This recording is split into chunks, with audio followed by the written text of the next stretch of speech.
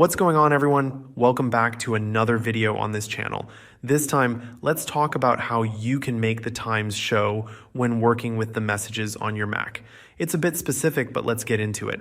So if you want to export your messages or take a screenshot or something, you perhaps want to include the time it has been delivered. So when you're in the Messages app, you can use your two fingers to swipe left on the messages using your trackpad.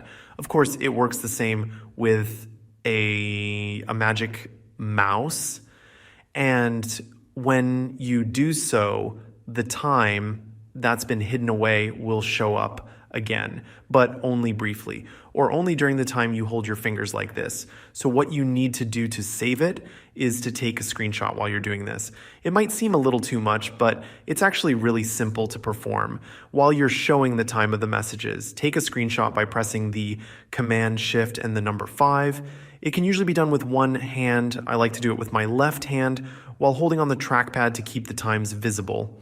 This will take a screenshot of the whole page, which may be fine, even though Mac has a great feature of taking a screenshot with the shortcut Command Shift and 4, where you can select the exact area you want to capture, but it just doesn't work in our situation because you'll then let go of the times shown to you and it defeats the purpose.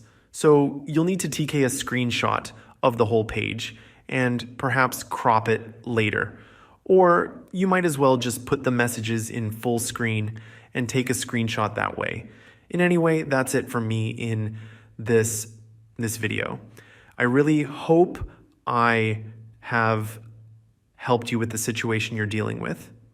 If you like the video, please leave a like on it to let me know.